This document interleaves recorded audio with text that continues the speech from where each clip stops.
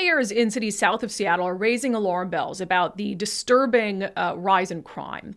And you can't hide it. Somebody told me once that you can fudge crime numbers, and sometimes crime numbers don't tell the whole story, but the one thing you can't hide are the bodies. You cannot hide the bodies. You cannot fudge the numbers on homicides. And so we are seeing a really startling trend in shootings, in murders, and these cities are like, look, you guys have to do something about it. They're reaching out to county leaders. King County, in case you're not familiar, Seattle is the biggest city in King County. So they're reaching out to King County leaders, basically saying, look, there needs to be accountability for criminals. They also, in this letter, they referenced two state laws that there's been a lot made about in Washington state about the fact that basically simple possession of drugs is just fine. And then also the law that makes it nearly impossible for police to pursue suspects. And they're saying there has to be changes here. Again, it goes back to this issue of accountability. I spoke today with 4 of the mayors who signed on to this to talk about the challenges their cities are facing. Well, mayors, I appreciate you guys being here. I think on this issue in particular, given how controversial it can be, how political it can seem, I think to have several of you strengthen numbers is a good thing. So I just want to quickly, on the issue of crime and the challenges that your individual cities are dealing with. I'm sure there's some overlap, but I just want to get a sense of it. So can we start with you, Dana Ralph, Mayor Ralph? So we are seeing an increase in crime of all kinds, from property crime, graffiti, all the way up through auto thefts, violent crime, and unfortunately, we've seen more homicides this year than we have in any years past. Mayor Farrell, what about you? Absolutely. From property crime, violent crime, it's been very concerning, especially something that we've all noticed is just in the past year an 88% increase in car theft. We believe due in large part to the no pursuit law that was just recently passed. So it's impacting all of us. Yeah, we'll talk more about that in a moment. Mayor Pavoni, what do you guys think? Yeah, we've definitely had an uptick in crime. And actually, we've had an uptick in violent gun crime. Over the last 3 weeks, we've had 3 separate shootings. All 3 of them resulted in fatalities. So there's definitely an uptick in crime. And like Jim said, the auto theft is through the roof for sure. And just quickly on the shootings, young victims mostly, or? Yeah, young victims, not sure of the specifics yet. They're still doing the investigation, but definitely some gang affiliation. The last 3 victims were not from the Renton area. I think 2 of them were actually from the Tacoma area. So not sure if Renton's the central meeting place or, there's a number of reasons why somebody might be at this place in time. But there's a few causes. One of them, we had an establishment that we worked with to make some changes, and they obliged, and they had some late night problems. So that was one of the fixes, but there's definitely a concern around this, and we're hearing it from our residents. That's the thing that all of us have in common, is that our residents do not understand it. They don't understand why we're not enforcing the law. Mayor Backus, finally you in Auburn, what kind of things are you seeing there? I'm sure similar sentiments to your fellow mayors, but. Absolutely the same things, Brandy, because there are no boundaries. Nobody knows where the boundaries are, where Kent ends and Auburn begins, or Federal Way or Renton. And crime is up everywhere. We've had at least 2 homicides in one day last week, and we had 2 on early Saturday morning.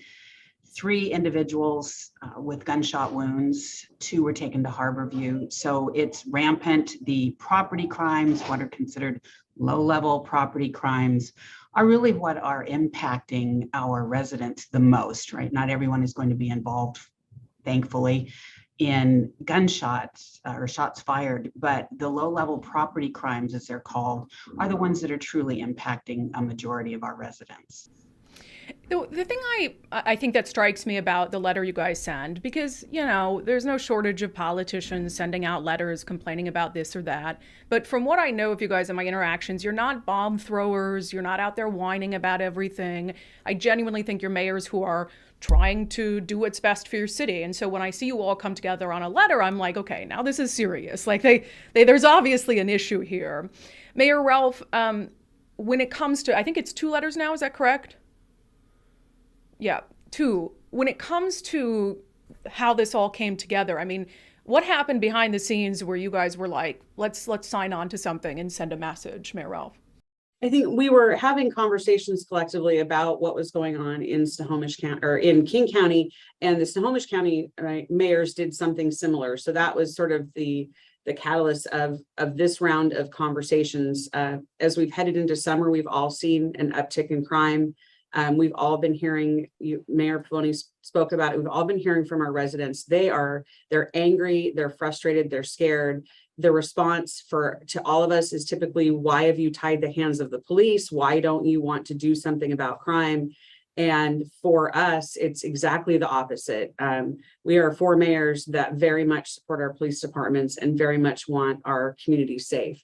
And then in the end, we're hearing from our police officers. Talked to one of my traffic officers last week, and 3 times in one day, he had to watch a stolen vehicle drive away because of the pursuit policy. Over the weekend, we had somebody in a stolen vehicle who we'd seen earlier, but we're not allowed to do anything to stop. We couldn't pit them or spike strip, couldn't pursue.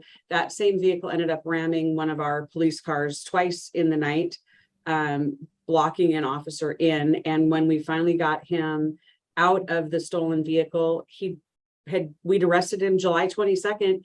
Guy has 31 convictions, including 8 felonies and 3 of them for vehicle theft. That's what's happening in our community. Mayor Farrell, can you articulate for folks who think, well, why don't you just do it? Like, you're the mayors of these cities. You do what you need to do to make your community safe. What are the things that you cannot do as a mayor that you believe the county needs to assist with? Well, it's both the county and the state. First, I don't think that people have an understanding with regard to the umbrella laws that affect all of us, whether it's pursuit laws, whether it's the drug laws. There's a lot of street level narcotic transactions and activity that literally fuels violence. But because of the so-called Blake fix, where all they had to do was add one word to the law to fix it, now it requires 2 prior warnings before you can actually prosecute somebody, which has rendered essentially all drugs legal because there's essentially de facto legalization. At the county level, I think it's actually very concerning on two different fronts, one on both ends of the process. On the back end, after somebody's been arrested, there is a crisis occurring at the King County Jail. There are at least 100 officers down. Sometimes 4 days a week, corrections officers are required to work mandatory overtime shifts. Their officers are absolutely just exhausted, and the executives trying to make it sound like this was just a one-time thing in which the jail had to close. Not true. COVID restrictions are still in effect, and it's really affecting the ability to intercede, arrest somebody, and keep them in custody. The second part is something that we've been working on quite some time, which is the filing and disposition standards of the prosecutor's office, and really the lack of urgency about addressing not only the 5,000 case backlog, but serious cases against whether they're property crime or violent crime. It's very concerning. Mayor Pavoni, from the first letter to the second letter, how much time was between, and did the first letter prompt any sort of increased partnership or outreach from the county to address the concerns that were raised the first time around? Well, it's not like we just get together every 3 or 4 months and have conversations. We're in constant communication with each other, and kind of the newest member of the group here, I can say that we rely on this. We rely on hearing from each other and kind of leaning on each other. So I feel it's very natural for us to do this. The first letter really came out of more of a surprising situation that we didn't even know had occurred. It really was quite shocking. It's something that Mayor Farrell brought to our attention. But in terms of this letter, we had talked about it for, I don't know, probably a month. We knew that we were going to do something. And then just with the uptick in gun crime that's going on and the violent crimes that are happening, and hearing that Snohomish County is having the same struggle, we decided it was time to do something. And honestly, the most feedback I've received been from other mayors upset that we didn't allow them to sign on. And it wasn't a matter of allowing them to sign on. We were just trying to get it done really quickly. So we talked to all of the strong mayor cities in South King County. But the other mayors are, not only do they want to sign on, but they're hearing from their constituents, they're upset that they didn't sign on. So this isn't just a, Renton, Auburn, Federal Way, Kent kind of issue here. This is most of South King County is dealing with this issue. Mayor Backus, there has been, I'm going to get to some of the response from the King County Prosecutor's Office, the King County Executive's Office.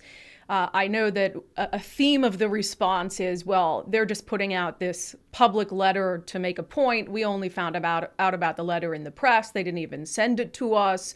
What do you say to that criticism? I believe it was from the prosecuting attorney's office. Well, first I would say it's not a letter. It was a press release. It wasn't a letter. And it shouldn't be a surprise. This is not the first time that we've had this conversation. The FADS conversations have been going on for at least 4 or 5 years through Sound Cities Association. Many of the mayors in King County were talking with the King County Prosecutor's Office, explaining the challenges that we have with what feels like a lack of accountability for individuals committing crimes. And so we were asking for them to follow the FADS or the state laws, as opposed to how they are determining what they file and what they don't file. And the latest thing that we've heard is now that there are adults with their first felony that are not getting filed. They're not getting charged. I am 100% behind restorative justice. I don't think that sitting in a jail cell is the best thing for every individual who has committed a crime. That's just ridiculous. But it doesn't feel like there's any accountability right now. One of the comments that we received when we were talking about the FADS was, well, if there's someone you really want us to hold, just contact us and let us know. Well, the fact that we arrested them and sent the charges, felony charges to you, should be an indication that we want them held and we want them charged. So I found that a little bit condescending, if you will. But again, we still want to work with the county executive. I think we all have a good relationship with Dow and his office. We want to work with the prosecutor's office, with Dan Satterberg. But I just don't feel like they're listening to us. I saw on the news that the executive's office is willing to work with mayors of cities who aren't hanging on to obsolete ideas. Well, I don't think accountability is obsolete. And if it is, then I'm in the wrong line of business. Let me, since you brought it up, read that statement from the King County executives talking about, you've mentioned the word condescending. I know this isn't your opinion, but my opinion is that this is incredibly condescending. They said, we will continue to partner with any government committed to working productively to deliver safety rather than clinging to obsolete practices and mindsets that no longer keep our communities safe. Mayor Ralph, are you clinging to obsolete practices and mindsets that don't keep communities safe? Apparently so. The gentleman that I referenced in the example from over the weekend, if the obsolete idea of keeping him in jail had occurred, he would not have endangered the lives of residents in the neighborhood, rammed 2 of our police cars. He wouldn't have been able to steal another vehicle out of Tacoma. So if that's obsolete, then yes, I'm clinging to it. I also have been very, very vocal about the fact that restoration is always the key, but it takes different forms for different people. There are some people that need to be in detention while they are going through that restorative process, whether they're adults or juveniles. Turning them around and pushing them back out the door so they can commit more crime in hopes that they get services at some point does not make sense, nor does it keep our community safe. Mayor Pavoni, are you obsolete? You have an obsolete idea of public safety? Yeah, we had a conversation about this over the weekend. This statement is very similar to what I ran into around the Red Lion hotel issue, where a condescending statement, putting you down, is sent out there, and then it's never challenged by the media. They never really dig into really what's being said. They're just patting you on the head and telling you to, go sit in the corner here. And I think that if you really, explore what they're saying there, I don't know that the residents are think that accountability is obsolete. I just don't think they do. I think that at the end of the day, I think there's a sense that the politics that are going on in Seattle are not affecting the outlying cities. Well, this is an example where it's just not true. I mean, they are kind of swaying towards the Seattle model of justice, and the residents in the outlying cities don't realize that. They think, oh, we're out here in Renton, and that's Seattle. They do things differently, but it's King County. They oversee all of us. So, whether I'm obsolete, I don't know. I mean, restorative justice, absolutely. One of the things that has to happen if there's going to be deferrals or programs, then it has to be mandatory. It has to have some accountability to it, and it has to be available. Just saying that we're going to divert somebody and then not having the programs there or the services to provide, it's basically just get out of free jail card. Mayor Farrell, I do want your thoughts on the same quote that I just read and that Mayor Backus brought up about, the idea that what you guys want is clinging to obsolete ideas of public safety. So I'll have you weigh in on that. And then I want to address with you a portion of a statement from the King County Prosecutor's Office that I think was aimed at you. So first on the obsolete front. Well, I don't think justice and accountability ever goes out of fashion or style, and this is a classic deflection. Pick one thing out of our statement, or just try to say that we're out of step, or that we've got some anachronistic view of justice. I think everybody deserves and wants to feel safe and feel like there's justice and accountability in the system. And I can tell you that where we're really alarmed and concerned is the lack of both. I mean, you've got to have a way to track people. That's what this whole restorative community pathway thing, people should know that there is no case number. There is these people don't appear in front of a judge ever. There's no track back to figure out even if they showed up. And even if they do show up, we have no idea what they do. So I say that's not a diversion program. That's a look in the other way program. So and that's really what it is.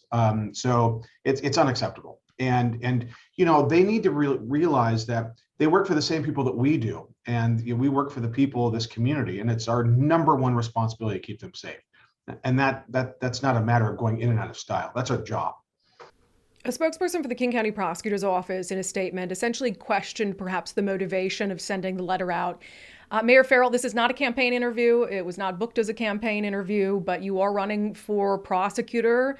So can you address people who might be critical, saying, oh, well, that's old Jim Farrell trying to get attention to his campaign? Well, I think these issues predate, this campaign. And, I think that ultimately these issues speak for themselves. I mean, it is something that it's our great responsibility to make sure that our cities account for the safety of its citizens. And we've got policies in place that are not being addressed. There's nothing political about that. It's our job. It's the way it is. And so together, these cities, just the four of us, represent over 500,000 people. And if we tack on those other folks, there are a great deal of people that are concerned about the direction this is going. And that's just, again, a classic deflection. So that project is ongoing, but that doesn't negate the fact that these issues are real and they're concerning to a great number of people. Mayor Backus, what would be a response from the county executive or from the prosecutor's office that would be satisfying to you? Well, first I want to just kind of merge onto what Mayor Pavoni had said, but in Seattle, I think we've seen some desire for accountability as well in the last year's elections. And I support what Mayor Harrell is doing in his accountability and the traction that he's getting in their city attorney as well. So I think there's some hope there too. I do appreciate what Mayor Harrell is doing there. The response that we've been looking for when we've had the conversations with them in the past and the acknowledgements. Really, I would like to see us sit down together and talk about what can be done. Not just, oh, they're pushing back, they just don't understand, they don't understand the new ways of doing things. I think we're all open to new ways of doing things. And although sometimes I think we just need to maybe look at the programs that are already in place, see what's working with those and what isn't, and redefine those instead of always jumping off onto something new. New, I know, is always more exciting. It provides for a press conference, but that isn't what we need. We need stability. We need accountability. I have 3 words that I have behind me that I use in every decision I make, and that's compassion, accountability, and community. And I think those things are being lost for a majority of our community. Our communities of color, which I know some of these new ideas are intended to make safer. I'm hearing from them, they're not feeling any safer. In fact, they're feeling less safe. So this needs to be a discussion with not just those really loud voices to the far left or to the far right. It needs to be those of us that live our lives in the middle and want common sense approaches and accountability for everyone. Our communities are not safe right now. Mayor Backus, that was like a commercial for Undivided, so I'll send you your check later. Thank you. Yes. Mayor Pavoni, to what extent, there's 2 pieces of legislation and really issues that are mentioned in the release, and that is the issue of the pursuit law and also the bill that really makes drug possession sort of a non-issue, I guess, under law. To what extent have you been in touch with your legislative delegation, and do you believe that they're amenable to addressing those things in the upcoming session? Well, yeah, last year I had a number of conversations. I think we all did with the change around the Terry stops and trying to have that legislation adjusted. So far, I think we're reached by one legislator reaching out to us. Salmon, I think his name is. Jesse Solomon. Jesse Solomon, yes. And I appreciate that he did reach out to us wanting to have a conversation and work on this issue. So, and that for sure is the intent in this upcoming session, is to have these conversations around Blake and around pursuits. We're not crying that we have the answers, but we do have the issue and the problem, right? And it needs to be addressed. It needs to be re-examined. And a couple of things that Nancy said, and I guess I probably should preface, I do appreciate the effort that Mayor Harrell is doing in Seattle to provide accountability. That wasn't a slam on Seattle for sure. And in terms of our approach being racist is another narrative that's out there. And I find it humorous. I mean, Renton, Kent, and Auburn are the most diverse cities in the state and even in the country. And so we represent these people, and what they're telling us is they don't feel safe. This is not a race issue. This is a neighborhood public safety issue. And like all 3 of my colleagues said, it's our number one job. It's the thing that we are elected to do, is to provide public safety. Mayor Ralph, one question for you before I kind of end with a round robin here. Governor Inslee has had a little bit of a change of heart on public safety. My characterization doesn't necessarily have to be yours, but he came out and said 2 years after the conversation that he was against police defunding. He came out recently and they announced this effort to expand recruitment and training for potential, future members of law enforcement. Do you feel like between that and what's happening in Seattle under Mayor Harrell that there's like a glimmer of hope, that there's sort of a change of course?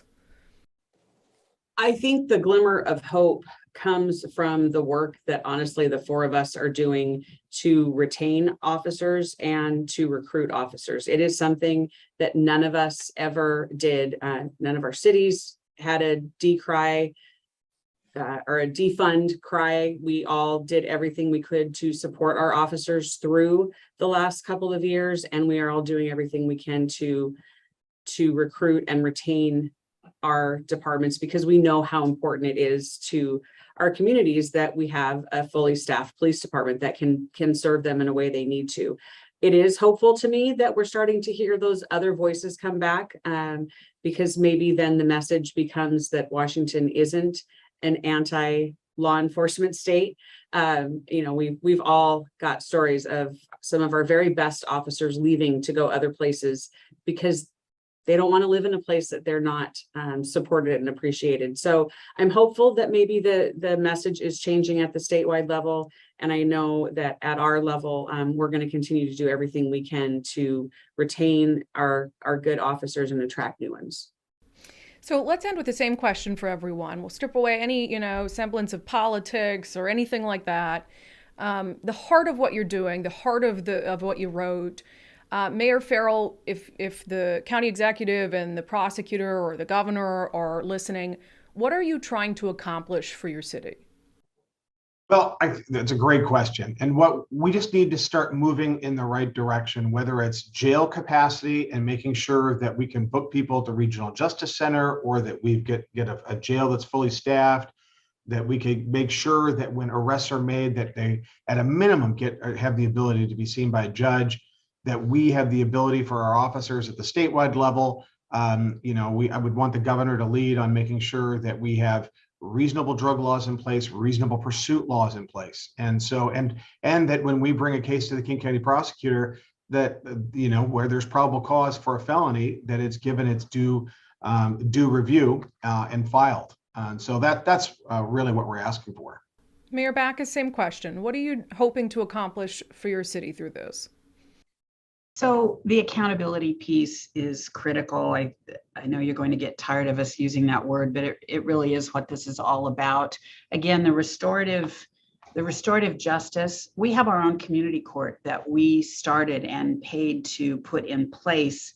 We have a King County District Court judge who is there, our city prosecutor, and the public defender, and it's holding people accountable.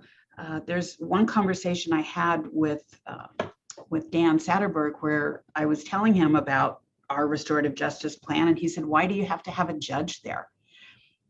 Why do I have to have a judge there? Because it's community court, and that's the model, and it's working. We've got several graduates now that have completed what the judge is expecting of them. They've gone either through treatment, assessment, they're getting their license, their ID, they're being able to get into housing, they're being held accountable, and they're doing great. That's what I want to see. And if we do restorative community pathways, then let's make sure we know that the juveniles that are involved are being supported and being held accountable. And that's just that's not a factor in this program right now. And Mayor Ralph, Mayor Pavoni, and I all sit on the Regional Policy Committee, and we've asked for some type of metrics on how successful this program is. We have yet to see them, and we were told we wouldn't be able to find out if the juveniles were arrested in our jurisdiction, which program they were referred to, or even how they're doing. So I find that kind of like an open checkbook, and we can't afford open checkbooks. Mayor Pavoni, if I were Dow Constantine or Dan Satterberg and you were just speaking from the heart, what are you trying to accomplish for your city? Well, a couple of things. The first is getting on the same page. It definitely feels like the county has a direction they are looking to head, the courts and public safety, and it's being trickled out. We're the boiled frog, and we're finally coming around to feeling the temperature, and our residents are feeling it. It's like things are slowly changing in a direction that isn't consistent with the word that we've been using, accountability. The other thing is this idea that we're dinosaurs and our thinking is archaic is not true. I mean, all of us are supportive of restorative justice. We've got 2 judges in Renton. We've got a community court, and I just met with them last week. They came up with a program where teenage moving vehicle violations are they're looked at, and they have their own teenage court. So kids from high school get a program learning about the courts and justice and government, and these kids can get a deferred program through it. I mean, that's a creative way of thinking about a problem. Just instead of just, you know, slapping on the wrist or giving a fine and going away. So I think we're all in the mindset that there are things that need to change so that there's not this, you know, crib to prison pipelines. We're all for changing it, but it has to be done in a way so that our residents are still safe at the same time and people aren't dying in the street from gunshots. Mayor Ralph, we'll end with you. Last word. What's your hope for your city and Kent? All right, so I think it all comes down to that safety piece. I want my residents to feel safe when they're out in the community, when they're sleeping in their homes at night. And I think the thing I'd like people to sort of take away from this is it's all levels. We've got to have responsible laws that are coming out of the legislature. So that means fixing Blake and fixing pursuits. It means that we all have to be fully staffed in our police departments so our officers can respond and do the right thing in the community and provide that community policing that everybody is asking for and that they quite honestly want to provide. It means access to take people to jail so that they can stay there waiting to see the judge. And then it also means the judges being accountable and not just spinning them out and putting them back out into the street, especially these repeat offenders, because it's not keeping communities safe. All of these things are and conversations, right? None of us are saying it needs to be one way or the other. We're saying we need to bring all these pieces together because restorative justice is an important piece of this. But at the same time, if you've already got 8 or 9 or 10, 12 felony convictions, there's a reason that something in this piece isn't working. So we've got to look at a different path. And right now, we're all living under some grand experiment, all the way from the legislature through our court system. And this experiment is not working.